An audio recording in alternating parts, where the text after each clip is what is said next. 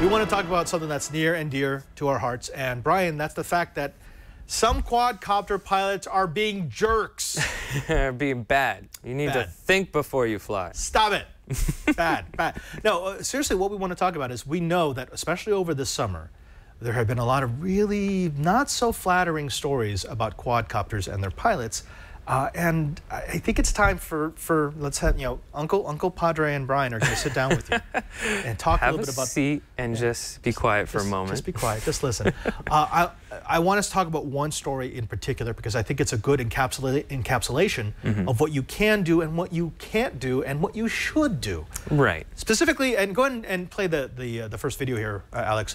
Back on June 4th, a man by the name of John Thompson decided to fly his DJI Phantom 2 Vision over a house fire in upstate New York. Now, for much of the flight, he stays like this. It's a few hundred feet above the scene. He slowly circles the fire. He pans his camera. He tries to get a good shot. And, that's actually allowed. You can do this. This is not illegal. Even though that's over someone else's property, just flying there doesn't automatically mean you can't do it. He's not interfering with anything. He should be careful not to fly directly over the house in case the drone, something happens to the drone and it falls into like the firefighter. Because remember what was my rule number one, you always fly as if it will fall out of the sky. Exactly. And that means you stay away from crowds. And he's not really doing that. He's kind of, but not really. Alex, go ahead and play the second clip. About 10 minutes in, he drops down to about 70 feet or so, and he starts getting close-ups of the firefighters and the destroyed house. Now, this is starting to get sketchy. It's still not illegal. And technically, this is a public event. You have no reasonable expectation of privacy. So if you were to, like, for example, shoot this drone out of the sky, that's illegal. Yeah. You actually can be held accountable for. They can actually, charge you with things. You can't actually knock an aircraft out of the sky. Okay. Yeah. Now, he didn't clear out. Even though one of the firefighters actually started to spray his quadcopter. Yeah, give him like a warning shot, like, hey, dude, get out of here. Come on. And Alex, go ahead and play that third clip.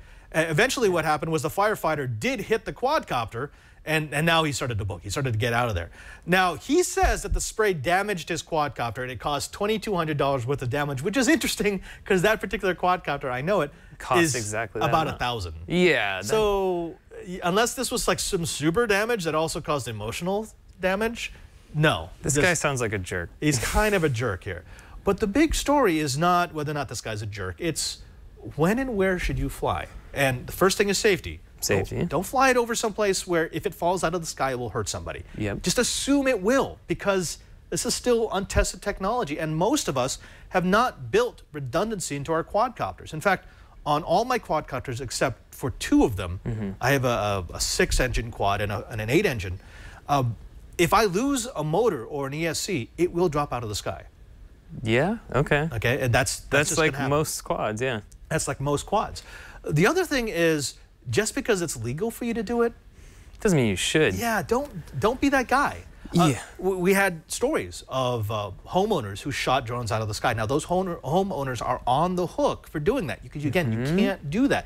One of them was very clear. He actually shot a drone that was across the street because he said, well, it was filming into my house. He was harassing me. Yeah, there was no camera, so obviously he wasn't doing that. But even if there was a camera, if I sit outside of your house and I point a video camera at your home into your living room, it's your responsibility to draw the drapes. That was actually decided by the Supreme Court. But you're still a jerk. You're still a jerk. I'd still be a jerk for doing it, but you don't have a reasonable expectation of privacy if you don't do things that a reasonable person would do to ensure your privacy. Right. But that's the law. And beyond the law, again, don't be that guy. Right. Well, and it would have been one thing if he had gone to the firefighters and said, hey, like, can I shoot this while you guys are doing it? I don't want to interfere. I'll keep my distance, but I want to let you know. Like, maybe even they would be appreciative because then they could see the fire from a different angle or something like that.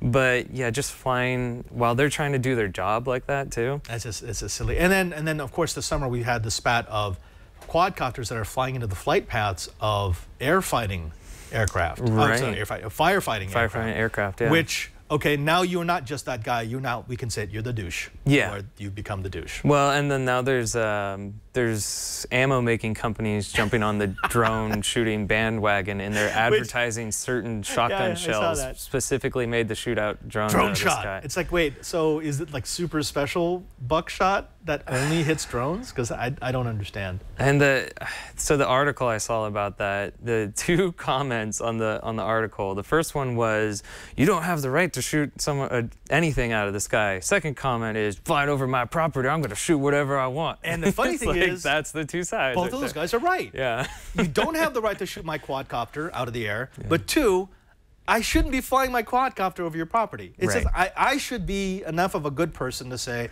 I wouldn't like this if someone did it to me, so I'm not going to do it.